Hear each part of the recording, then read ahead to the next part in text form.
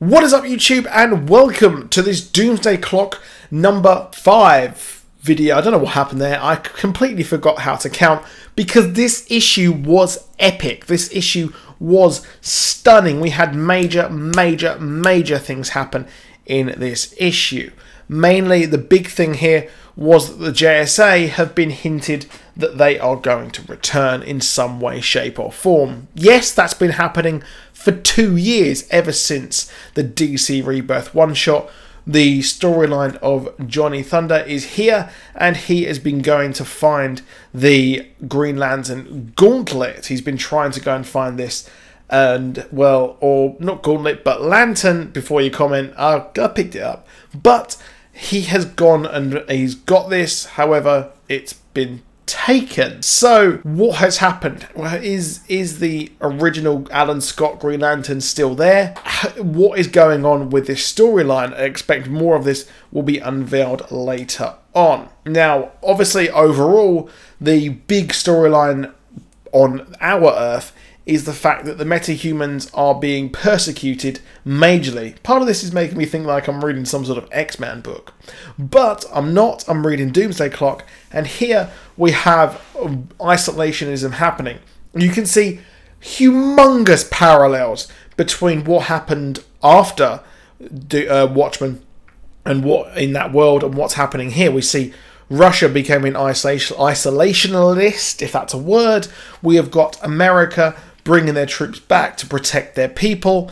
We've got major heroes who are being chastised and hated by the general public. Well, that's Batman, and that's Superman, and that's, well, every other meta-human.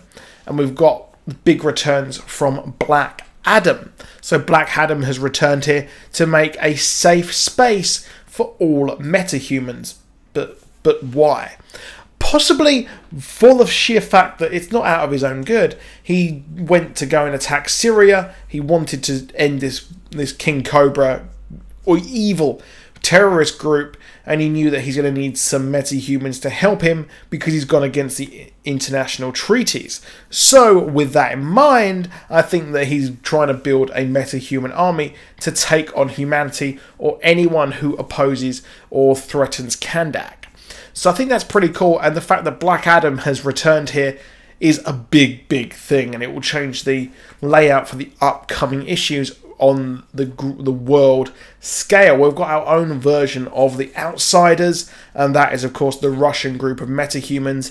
We've also got as well many different groups throughout the world. So in the appendix, in the epilogue kind of booklet, I don't know what they're really called, but these news articles, we do have mention of the Justice League of Europe. Oh man, I just want to see that return. I'm British. I want a British superhero kicking ass. That'd be really awesome. But we've got those, and the stage is set for a meta-human war. This is this world's version of the kind of huge nuke fight that happened at the end of the first part of this. So when we saw our group of Vite and the rest and the new Rorschach come to our world, this is what was going on, and this is really a parallel. So it's really cool here, some really great stuff to dissect with Vite and Ozymandias mentioning that, well, what have you done, Batman? I may have done that evil thing, but I weaned off fossil fuels. I pretty much almost ended world hunger. Batman, all you've done is make everyone hate you just by doing really nothing. So everyone hates Ozymandias, but the world really was a better place nonetheless. So it's a really good issue. I really did like this. It really did pick up the pace. A lot of big reveals in this, and the fact that, well, the Superman theory is sort of true. Lex Luthor knows who created all of these metahumans, and it was a member of the Justice League. Now, quite weirdly, we see Superman looking down on everyone, or Lois talking to Lex. It can't be Superman. Superman can't be the one behind this. I just think it'd be too completely and utterly obvious for that to happen. But I still think maybe it could be Dr. Manhattan influencing things. Maybe he did influence Superman to create Metamorpho and Firestorm Killer Frost, everyone else, as we had that weird talking head bit, which I thought was really cool. Seeing Hawk and Dove as well arrested in Russia was cool nonetheless. Now we've also got Saturn Girl, who is helping Rorschach. She can read minds, which I think is pretty cool. And having her involved in this is another step up and a big, big thing for us to think about. So we've got Johnny Thunder, who's involved in the mystery of the JSA. We've also got as well Saturn Girl is involved in the mystery.